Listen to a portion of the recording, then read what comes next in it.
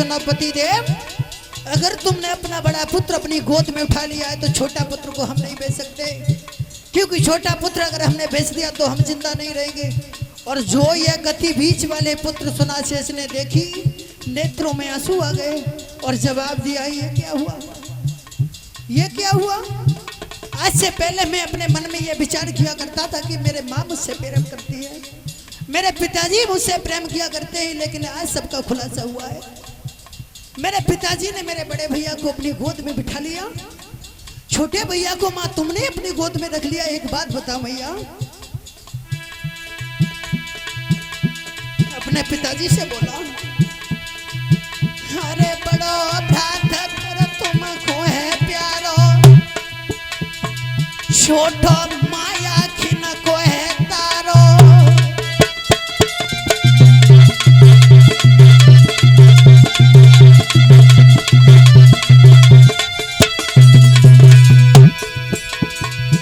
अरे छोटो तेरी आखिन को है तारो, और मैया चुने मेरा बोलन ही उचारो।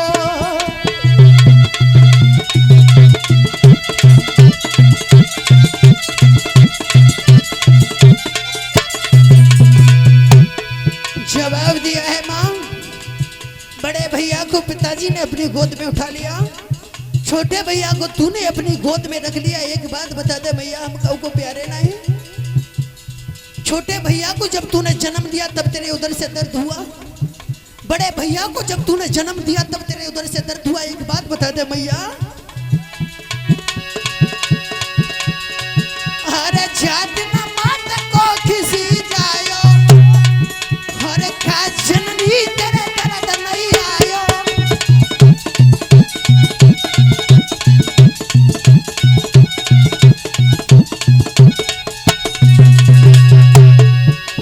जो इतने पुत्र अपने वचन सुने हैं अपने पुत्र सुनाशेष के, कहने लगा है माँ हमें एक बात बता, तेरे उधर से दर्द हुआ, छोटे भैया का जन्म हुआ तब, बड़े भैया का जन्म हुआ तब तेरे उधर से दर्द हुआ। मैं जब पैदा हुआ तो मैया दर्द नहीं आऊंगा। और इतनी कहने के बाद में जब रोया, अरे चुप क्यों ठाड़ी का चुप बोली ने मैया, हाई डी का भोरी की रोई रहो छैया।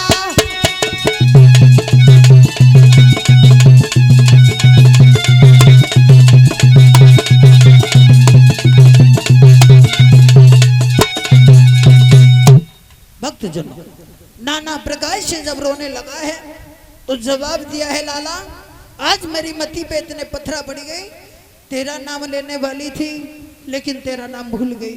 कहने लगे माँ यही तो मैं तुम्हें समझाना चाहता हूँ, नाम केवल उन्हीं का भूला जाता है जो कभी याद नहीं आते हैं। तुम्हें मेरी याद ही नहीं आती कि मैं तुम्हारा पुत्र हूँ। मैं आज माँ तुम्हें श्राप देता हूँ, जिस माँ के 3 पुत्र या पुत्री होंगे, या तो माता पिता का स्नेह सबसे बड़े वाले पुत्र या पुत्री से होगा, या सबसे छोटे वाले पुत्र या पुत्री से होगा, बीच वाले पुत्र या पुत्री को कोई भी प्रेम नहीं करेगा। ये श्राप दे दिया सुनाशेष ने। बोलिए आनंद कंद भगवान की। और देखा होगा महाराज आप भी, आज भी एक्सपीरियंस करना, जिस माँ के 3 पुत्र या पुत्री हो, या तो स्नेह सबसे बड़े वाले से होता है या छोटे वाले से, बीच वाले तो लटके रहते हैं, हम ही नहीं किए। ऐसा हुआ, सुनाशेष ने कह दिया सुनो रोहितास, हमारे पिताजी को जो भी देना चाहते हो दे दो, आप हमें अपने साथ में ले चलो। जवाब दिया है क्या चाहते हो। जाने से पहले हरिश्चंद्र ने दोनों हाथ जोड़ के माफी मांगी। जवाब दिया है लाला आपको हम बेचेंगे नहीं, हमारे ऊपर और भी कंगा लिया जाए, दर बदर की ठोकरें खाते हैं, इससे ज्यादा और क्या होगा, लेकिन अब हम तुम्हें बेचेंगे नहीं। रोहतास ने कह दिया आपने हमसे वचन दिया था। सुनाशेष ने भी कह दिया पिताश्री ये बात तो तुम्हें पहले सोचनी चाहिए थी। माँ रोने लगी। जवाब दिया है माँ ये मगरमच्छ वाले आंसू अब ना ढकाओ, अब तुम्हारे आंसू से मुझ पे कोई फर्क नहीं पड़ेगा। जवाब दिया कोई किसी का नहीं है इस संसार में आने के बाद में, आज हम समझ गए। अरे देख लिया दुनिया का ये सारा नजारा, और ना हम किसी के ना कोई हमारा, ना हम किसी के ना कोई हमारा।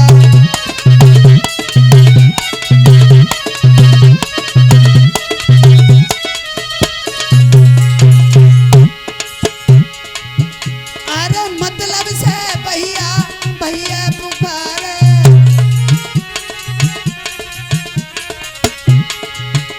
और मतलब से स्त्री पति को निहारे।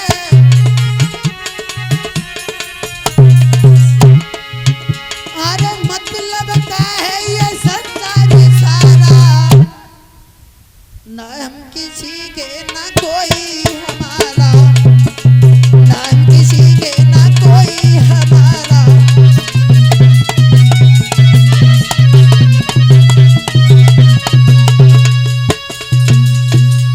जवाब दिया है सुनाजेस,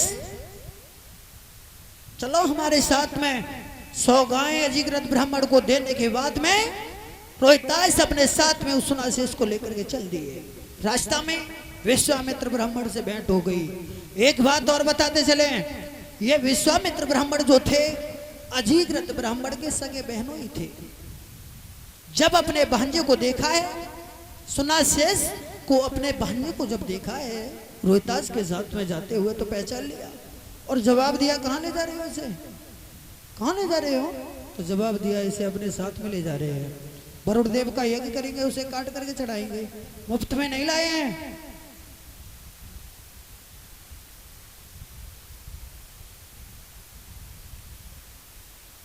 मुफ्त में लेकर नहीं आए हैं, 100 गाय से खरीद के लाए हैं। बोले अच्छा, कौन हो तुम? जवाब दिया, हम हरिचंद्र के पुत्र हैं, अयोध्या के राजा हैं जो। बोले अच्छा, कोई बात नहीं। जो अपने पुत्र को सुनासेस को, अजीग्रत ब्राह्मण के पुत्र को रोहितास के साथ में जाता हुआ देखा, विश्वामित्र भाग दिया उसी जंगल में जहां उनके बहन और बहनों ही रह रहे थे। बहनों ही तो पास में नहीं है, भाग करके अपनी बहन के पास में पहुंच गए और जवाब दिया, बहन कैसी हो? दोनों हाथ जोड़ के जवाब दिया, भैया मैं ठीक हूं। बोले अच्छा, बहनोई कहाँ है? बोले उनकी पता नहीं, अभी कहीं निकल गए हैं थोड़ी देर पहले। अच्छा, बैसाख का महीना है भैया, ऐसा लगता है पैदल चल के आए होगे, तुम पानी पी लो। पानी भर के लाई, हाथ में जल दिया, जल ले तो लिया लेकिन पिया नहीं।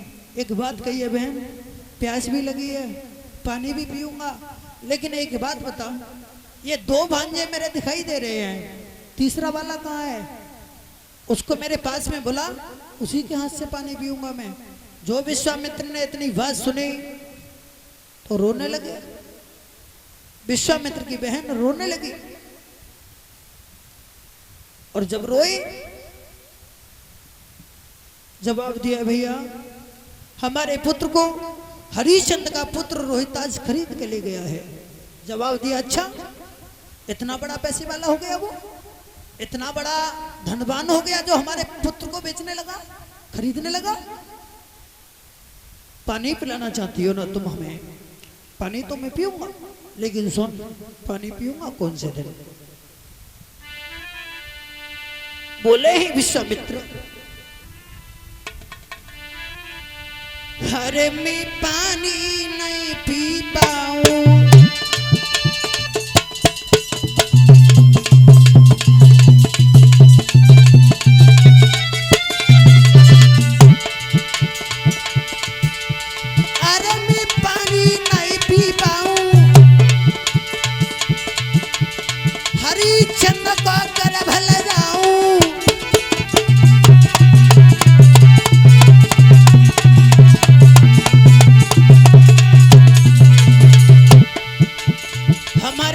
खरीद के ले गया है, लेकिन सुन,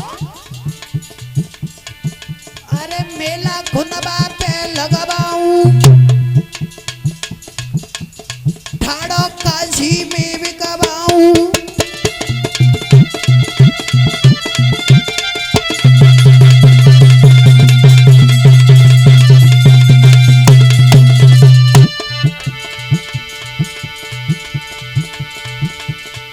अरे मेला खुनबा पे है लगवाऊं और ठाड़ो काशी में भी कबाऊं, इतनो काम जो नहीं करी पाऊं तो सुत में गाधी को नाऊं।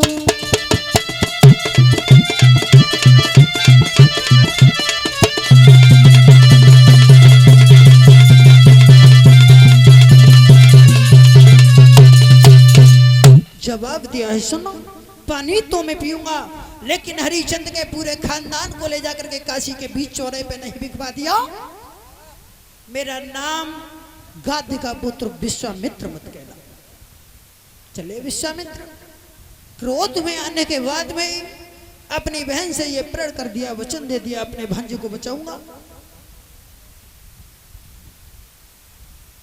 पहुंच गए जहां हरिचंद का दरबार लगा हुआ था, यज्ञ चल रहा है। वेद मंत्रों के द्वारा विश्वामित्र ने जब हवन किया है तो वरुण देव प्रसन्न हो गए। प्रसन्न होकर के कह दिया वरदान मांगो। तो वरदान में विश्वामित्र ने उन दोनों बच्चों के प्राण मांग लिए, रोहितास के प्राण मांग लिए, रोहितास को भी बचा लिया, अपने भांजे सुनाशेष को भी बचा लिया। ऐसे ही दोनों का यज्ञ कर दिया। तब कहीं जाकर के हरिचंद का वो कोढ़ शांत हुआ, रोग से छुटकारा मिला। और जब कोढ़ शांत हुआ,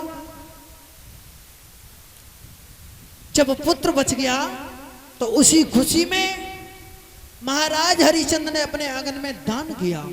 मन में यह विचार किया, हमारे पास में इतना धन है, ये पुत्र हमारे आंगन में है, अगर इस पुत्र को हम काट करके वरुण के यज्ञ में चढ़ा देते तो फिर ये संपत्ति किसके काम में आती। वो संपत्ति दान की, और जब संपत्ति दान की तो दान के प्रभाव से महाराज हरिचंद को जो कोढ़ हो गया था वो भी समाप्त हो गया, ठीक हो गए महाराज हरिचंद। और जब महाराज हरिचंद ठीक हुए, भक्तजनों वरुण देव का वैसे ही यज्ञ कर दिया। आइए बोल लेते हैं एक दो लाइन का छोटा सा कीर्तन, यहां से आगे देखेंगे कथा की तरफ।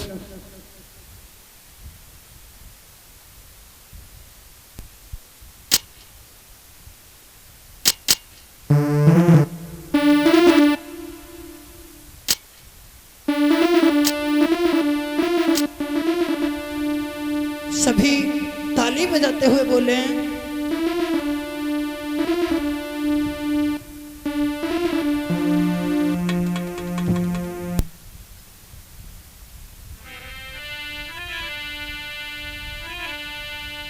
अरे राधा तेरे श्याम सोतिने मोहिले, जुड़ी आई प्रीति छूटे कैसी। राधा तेरे श्याम सोतिने मोहिले,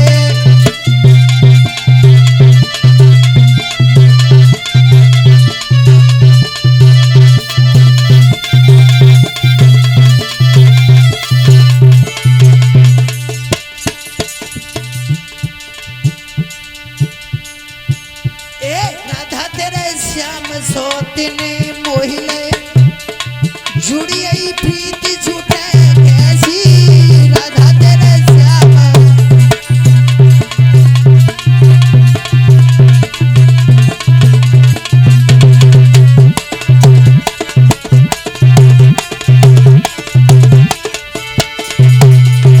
और हरे नदिया होती भाई पटवाती, होती भाई पटवाती, परियो समुद्र पटे कैसी। राधा तेरे श्याम,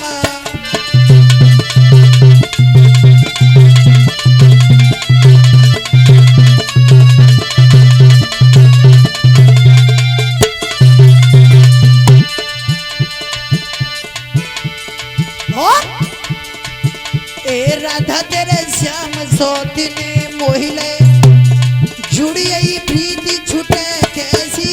राधा तेरे श्याम,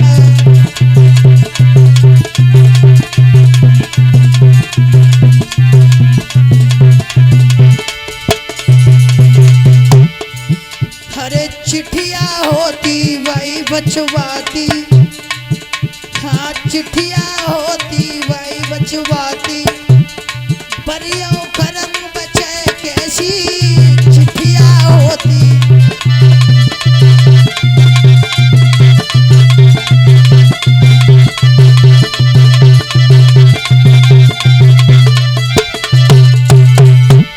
और हरे बछड़ा होती भाई नथवाती, जू परियों साड़ू नथ कैसी बछड़ा हो तो। राधा तेरे श्याम सोते ने मोहे, जुड़ी आई प्रीत छूटे कैसी।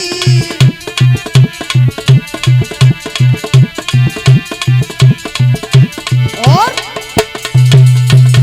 सभी भक्तजनों से एक बार पुनः निवेदन है, हमारे परम आदरणीय गुरुदेव श्रीमान भोले शास्त्री जी व्यास मंच पे उपस्थित हो चुके हैं, व्यास मंच पे आसीन हो चुके हैं। तो सभी भक्त भारी से भारी संख्या में भगवान की पावनमयी चर्चाओं को श्रवण करने के लिए यथाशीघ्र कथा पंडाल में चले आए।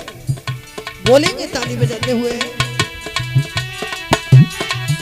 अरे खुल गए भाग्य हमारे गुरुदेव पधारे, खुल गए।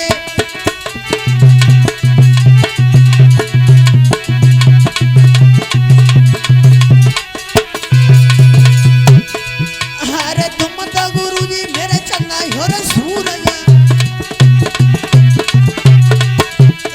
तुम तो गुरुजी मेरे चन्नाई हो रे सूरज। अरे हमाई अंबर के ही तारे गुरुदेव पधारे, खुल गए।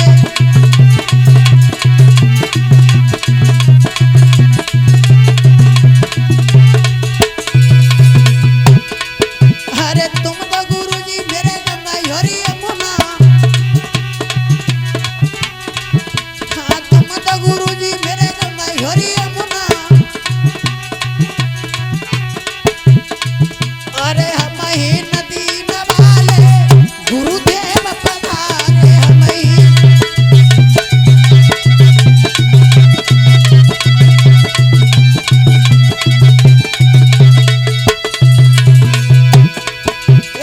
खुल गए भाग्य हमारे गुरुदेव पधारे, खुल गए।